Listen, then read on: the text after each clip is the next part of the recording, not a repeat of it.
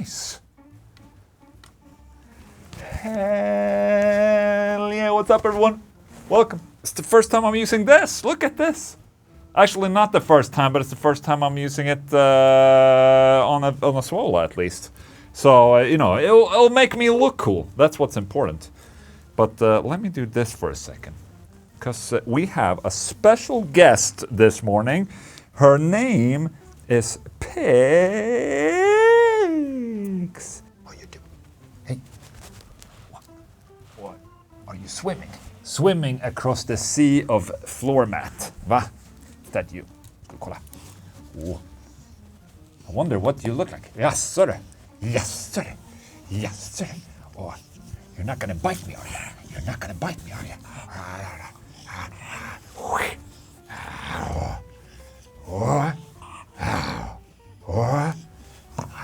Snorky, snorky, snorky, snorky. Ah,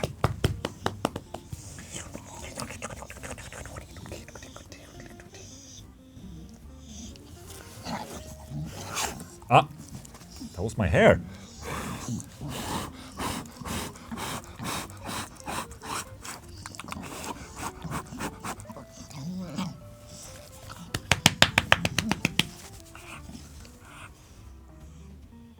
Okay, good. Now that we have that figured out, what's up? Are you guys sitting down in your couch, or are you in your bed, or are you on the shitter right now? Let's head into the news. Last week, there was a new Ghost single. This week, there's a new Ghost drama. Let's read on. Ghost's no phones policy cost some massive lines in England. Ghost has instituted a no cell phones policy for their current world tour. Fans have to put their phones into yonder pouches provided by the venue before going into the show. And it seems like complaining has been kept to a minimum. Though the band's April 20 show in Birmingham, UK saw the lines of up to an hour and a half outside the venue, which a lot of people have reported was due to the phone ban. So basically, before you get into the venue, you have to get a little pouch for your phone. You have to turn it in. You probably get a receipt. Much like a wardrobe, basically. But you know, the wardrobe part, that's optional. You know, if you want to hang in your coat for a fee. But here, everyone has to go through this process of putting their phone into a yonder thing, and. Dude, it just sounds like a shit ton of hassle, in my opinion. At my age, at least, if I would have been waiting for 1.5 hours before a show in a line just to put my phone in a pouch, that would probably make me a little bit irritated. Just saying. One concert goer on X even reported waiting over 90 minutes, saying, been queuing for Ghost 1.5 hours, still not in, ropes at 6:30 and band at 8. Whose idea was that? It's almost like Utilita Birmingham forgot these 60,000 people to seat. Absolute shit show. 16,000 people needing to put a phone in the pouch. Like, why can't they just bring their phone in, man? I mean, come on. If they would find a solution where, you know, they just ask the people to put the phones in their pocket instead of, you know, going and putting it in a secure pouch, that would just be easier. I mean, I don't want to hang around for 1.5 hours in a queue to watch a show. I want to go in, take my old man seat, and watch the show, you know? According to Ghost Mastermind, Tobias Forge in a recent interview with Planet Rock, it's because Forge feels everyone was more connected with the music and having a better time when phones were banned during the Right Here, Right Now filming. So why not make that a universal experience? But doing a filming is not... It's not the same. I can understand as an artist that, you know, people are more involved if everyone's just paying attention to the show and not using their phones. But, I mean, if you go to a show, most people are paying attention. You know, there's some people that gotta bring out their phone and film. You know what? People can tell them off. If someone's in front of you filming like this and, you know, his hand and phone is in the way, you can always tell that person, stop that bullshit. But forcing people to pin on their phone and putting an extra 1.5 to 2 hours to stand in line, I think that's kind of shitty. What do you guys think? Is this sustainable at all? That's a queue right there. They're all 16,000 people wanting to put their phone in a pouch. Hell yeah, they seem to be in great mood though, so that's a good thing. They're probably excited. That's my simple opinion about this. What's yours? Carlos Santana hospitalized after collapsing at soundcheck. Dude, I hope he's all right. The fire department reportedly described as a non-life-threatening condition. Okay. The dude is 77 years old. And he's out there rocking his pants off. Okay, he's had heat exhaustion, dehydration, mid-performance. I understand it, man. I hope he's doing okay. Carlos Santana, Viva la vida loca. No, that's fucking Ricky Martin. Shit. What's that?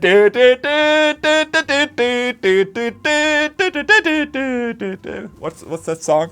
I can't say I'm not very familiar with Carlos Santana other than the popular songs. I just wish him well, okay? That's what's important with this. I've never once received a royalty from the record company, STAIND guitarist claims. Which to me sounds incredible. How is that possible that he hasn't received any royalties from his label? They have 8 studio albums under the belt, but during the recent guest appearance, Mike Mushok revealed that he's never received a royalty check from his record label. Listen, I've sold I don't know how many million of records, and I've never once received a royalty from a record company after, 20, 25 years. We still owe him money. 2011 was the last record we put out on Atlantic, and we still owe him money. As for why they haven't seen financial results, he elaborated, listen, I'm not gonna lie, they gave us large advances, and that's why we still owe them. But seriously, they have to be paid off by now.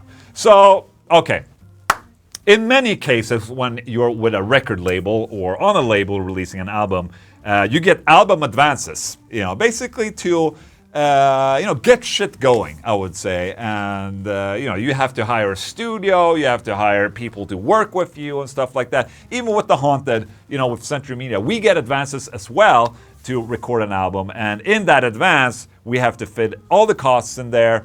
And then maybe a little bit of salary for ourselves for putting in the work and recording. It's work for everyone, right? And then we basically owe the label money. It's a very common principle of being on a label. And then there's other deals like 360 deals and shit like that. And I think that in this case with STAIND is that back in the day when they were very, very, very big band and they exploded in popularity, I think they probably wanted to live in luxury, like many bands wanted to do back in the day when they, become larger than life a little bit. So their advances were probably really, really high. And then there's, several members that need an advance, and they probably didn't pay it off. I recall that Limp Bizkit and Fred Durst was suing Universal for this as well, where they haven't, been paid out royalties in a good while. And I think it's more of a reporting thing, actually, where the label, I'm not saying the label is guilty of swindling figures or anything like that. I think that the band sometimes might be in the dark a little bit in regards of how much royalties are really being paid out or should be paid out. See, that's just my feeling right there, that the band is not all the time getting the full picture.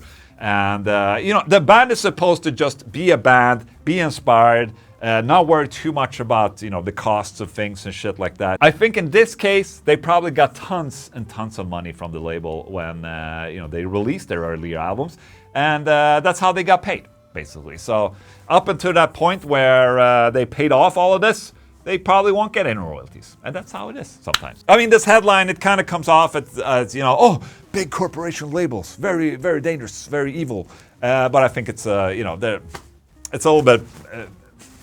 Our answer to everything players have asked for and more. Neural DSP Nano Cortex had one major drawback, but now has been addressed with a huge free firmware update that takes on Kemper and the Tonics. So the Nano Cortex got released last year, and I remember I made a video of it, and I said, is it groundbreaking? No. Is it cool as hell for using live? Yes. Hell yeah. But a lot of people, they were like, do not buy the Nano Cortex. It's a hoax or something like that. It got a lot of hate, which I don't understand because it is an insane product. I'm not sponsored by Neural DSP in any way. I purchased my Nano Cortex from Tolman to review it. And, I always thought it was a great product. Do I have it here? Yes, because sometimes I'm actually prepared. And yes, due to its size, I think it's just a really great unit. At the time when I reviewed it, it had a couple of limitations to it that I addressed where, you're kind of limited with the effects a little bit. Now, I think they released how many new effects? 47 new effects and utility tools, which can now be organized into the signal chain. So they unlock the signal path so you can switch things around, which is great. I mean, this is just becoming better and better. And I also said in my review video or demo video that I'm waiting for this year, 2025, to start incorporating this into my live rig. And I'm not completely sure just yet how I will incorporate this into my touring rig with the Haunted. I'm not even sure I'm going to use this, but I thought it was cool to see that they updated this. Notably, there was also no room for overdrives, EQs, wah, compressors, and other delays. This has now all changed. The signal chain is the same, only 2 pre-effects and 3 post-effects can be put into the chain, but the much improved control over what actually populates the chain will be a huge draw for players. Indeed, the lack of built-in overdrives and greater choice of flagship effects was widely seen as a glaring negative for the Nano Cortex. Okay, because you couldn't add an overdrive block into this thing. You had the amplifier, that was it. There's also an input gate, an IR loader, global bypass button. So it makes it a little bit more flexible, and I haven't updated this one yet, but I will. I'm gonna make a video of me building my The Haunted rig. We're just gonna see if this fits in there somewhere. Maybe only for effects and to control everything, but we'll see. We'll see. I just want to bring something small that I can do for festival fly-ins, and then for the tour in... I was about to announce a tour that I don't think hasn't been announced yet, but we're playing shows. Let's just say that I'm playing shows later this year where, you know, I can bring a full rig. So there will be 2 different rigs. One fly-in rig and one, you know, main mega rig that I can use and you know, we tour with, that I don't have to fly with. So I'm really looking forward to start building that, and it's going to be interesting seeing if I can incorporate this somehow. Okay, I got a tip for you guys, right? If you're a huge Pantera fan, you should follow the Crew from Hell YouTube channel. It's Bob Landgraf of the, you know, the crew in Pantera. I think he's the bass tech for Rex, but he's also a great bass player. He plays in shit tons of bands. Anyways, he has a channel called Crew from Hell. It's basically showing behind the scenes of the whole Pantera universe right now. And in this latest video, he's talking a lot. You know, there's a lot of background stuff. And if you're a guitar player and you're interested in the whatever's happening in the background, Grady's in here a lot. You know, the guitar tech. And he's been currently building the 2.0 rig for the upcoming Metallica gig and or gigs, and there's a lot of cool shit to be seen in this particular video. I'll see if I can link it up here, but he's basically worked out this whole new Zach Wild rig, and there's a bunch of footage of it right here, and you can basically see they have the MXR doubler right there. And also I can see a Seymour Duncan power stage among all these amplifiers up here. You have the Wild audio amplifiers right there. You have the whammy on the floor. Yeah, a lot of cool shit right here. And then it's also cool he's showing that, you know, they're jamming. This is like pre-production. So they're jamming. I guess this is the monitor tech or something like that. And then you go in and listen to all of this in the mixing room or the production room. So they're basically doing, listen to that. They're basically doing a live rehearsal kind of thing, pre-production. So this is from the front of house desk, I imagine. And this is not Pantera playing, by the way. It's the crew. That's the Pantera is not there yet. Anyways, I thought this video was really cool. If you're interested in all of this, I'll link it up here. Also, should we start like a petition or some kind of crowdfunding for Bob to buy a proper camera or something? Because all of this is 1080p. Wouldn't it be cool to see all of this in like 4K? Get one of these DJI Osmos or something like that. Who's with me, okay? Let's get him a camera, a proper camera. That would be great. Thank you so much for the videos, by the way. He's amazing. He also watches Swola, so maybe he's watching this one, so that's cool. Matt Heafy gives you a video tour of Bad's airplane hangar studio. So I know that Trivium and Matt has been building this studio for a long, long time, and I haven't really heard much about it in the previous bunch of hours.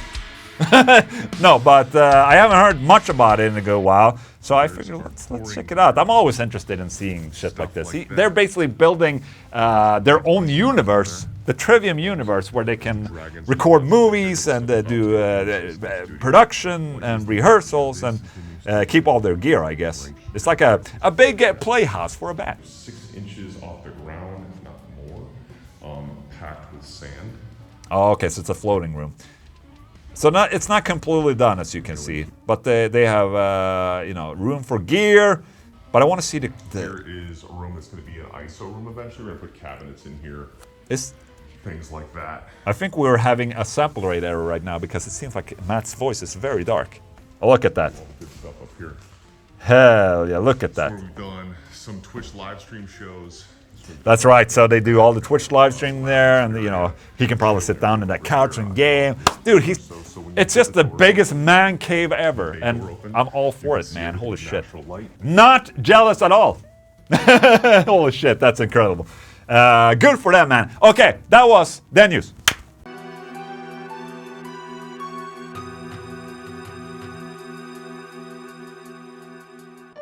Adventures with Ola, dude.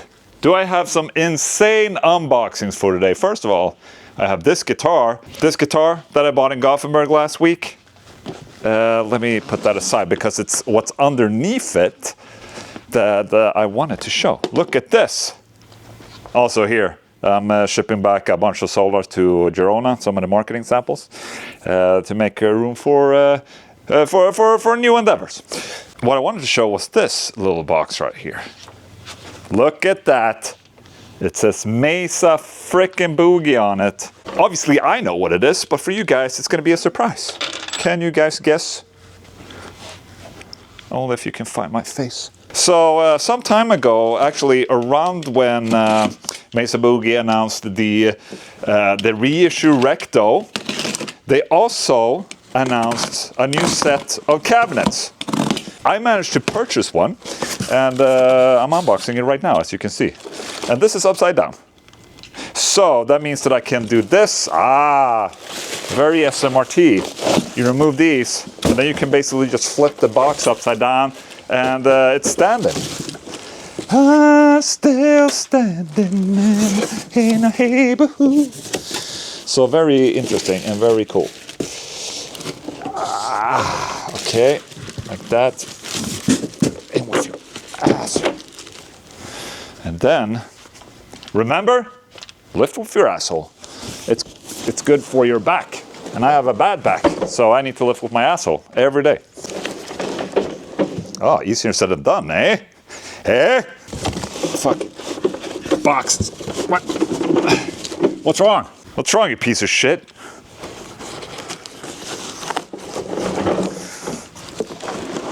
Oh, it's coming off.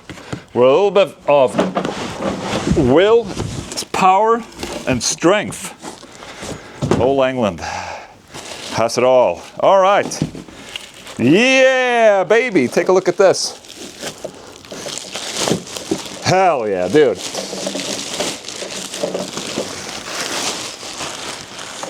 Oh, you can't see because the camera is just filming me and my beautiful face all the time. What the hell? Oh, pics. Hey!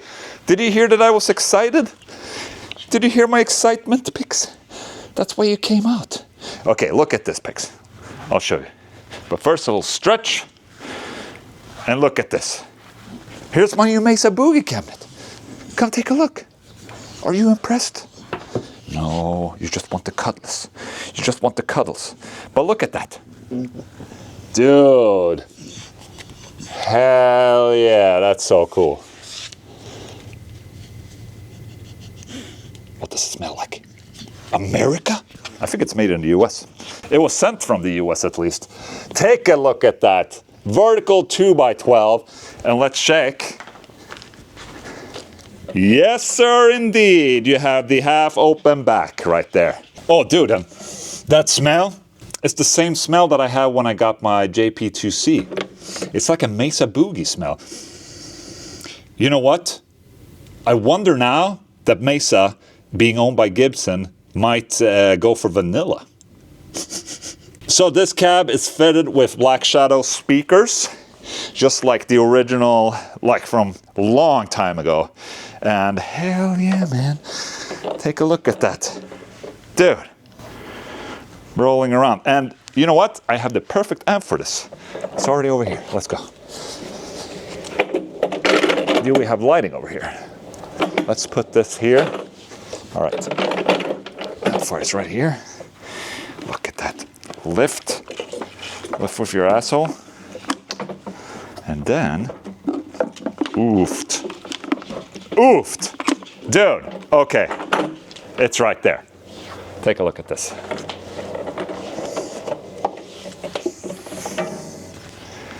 Hell yeah. If that ain't the best frickin' combo right there with the Mark IIc Plus reissue and the vertical 2x12. Let's take it into the other room, fire it up a little bit. Also, remember that microphone I got last week, the Zoom stereo microphone? It wasn't that good. Actually, this microphone that was on me right now, it sounded way better. Maybe it was the placement, but I just preferred the DJI microphone sound. DJI is fucking great, man. Oh shit, yeah, also this, I forgot. But I'm currently painting a bunch of canvases. My tattoo guy, he's coming here to paint these. So I'm starting by using a base color black, and then he can just come in and deal with some grays and some shit, and it'll look sick as hell. He's the guy who did this arm right here. Tattoo arm. Look at those guns, by the way. Pow! There you are. Hey! I'm about to fire up the amplifier. It's gonna be loud, and you should not be in here. Okay? Just saying. But you can be here while I'm setting up. That's fine. All right. So let's do this.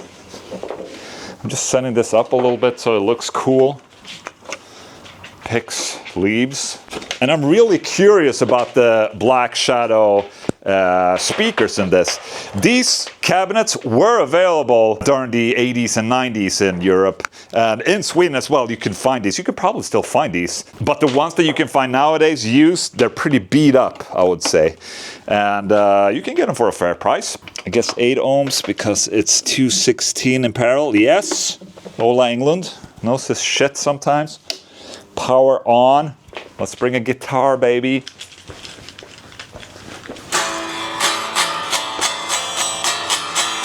Oh, this is... Okay, I have to close this door. Sorry, Pix.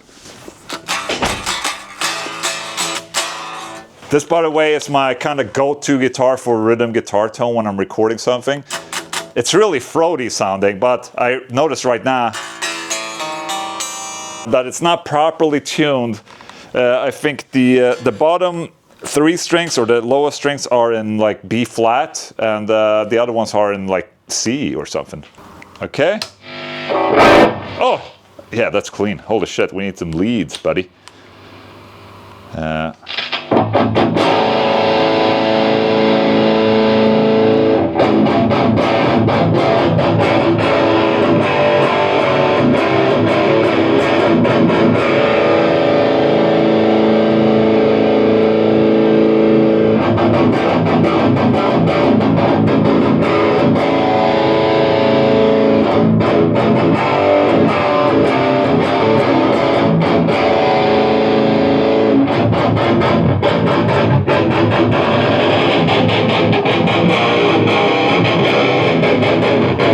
Let me shut off this microphone and see how that microphone is.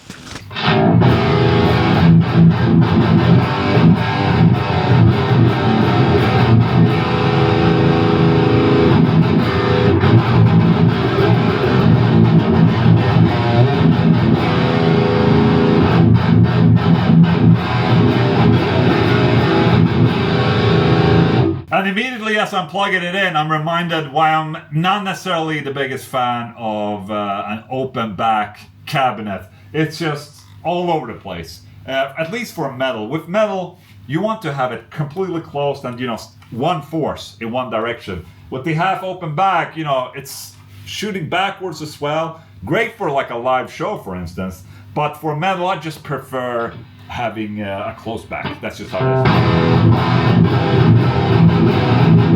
The Black Shadows are very mid-heavy.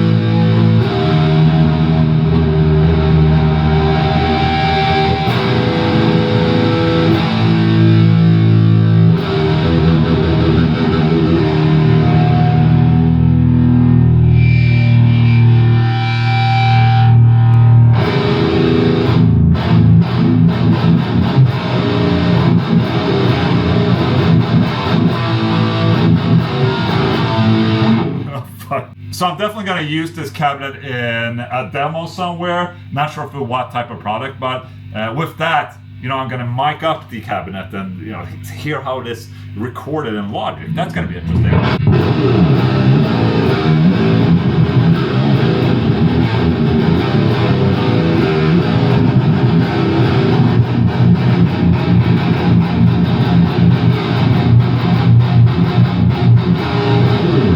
Holy fuck, okay. This amplifier, man, it's the best. So even though the half-back cabinet isn't necessarily my thing, I feel that, you know, the look of this cabinet and all that really matches this right here. It's just a classic. That look right there. You have, you know, the shorter head, the smaller cabinet. That's completely up my alley. So there you go. Take a look at that. Adventures with Swola. All right, question of the day. Let's go. Where you guys ask me a question and I answer it. Today's question is, will we have a 1 million followers party? Hell yeah, let's do it. No, but this past week, I went over 900,000 subscribers on my YouTube channel, which is, you know, obviously more than 800,000. But it's still a milestone in a way. Obviously, I'm, you know, very short of having 1 million subscribers on my channel, which I personally, I'm very, very proud of that, because my channel is very niche in the metal guitar world, in my opinion. So having that many subscribers, it makes me really proud, must say. However, going from 800,000 to 900,000, I think that has been more than, you know, like 1.5 years it's taken me to get to this point. So going from 900 to 1 million, I think it's gonna take longer than a year, probably. But maybe we can work for it. If you guys ask your best friends to go subscribe to my channel, maybe we can get there quicker, and maybe I can throw a party or something. I'm just not sure what to do. Do you have any suggestions of what I should do, other than, you know, face reveal or, you know, naked reveal or something like that? I want to do something cool and special for 1 million. And if I have like 1.5 years or 1 year to prepare, I can make something incredible. How about that? Do you have any ideas? Put them in the comment section, in the chat right now, in the premiere if you're there, okay? All right, my little friends. That was it for Son of Swola 237 for you right there. Thank you so much for joining in. If you want to support oldenglund.shop.com, oldenglundshop.com. That's the address right there. And thank you so much for spending a little Sunday with me. And again, thank you so much for being subscribers on my channel. And hopefully I can reach 1 million before I quit or decide to quit YouTube. That would be amazing. That would be like a milestone. If I reach 1 million subscribers, it's not gonna be like, okay, I'm done or anything like that. But you know, maybe it won't go as fast as you guys or as I think. And maybe I'll retire before. Who knows? Again, thank you so much for tuning in. Have the best Sunday, guys. Okay, thank you so much. Goodbye.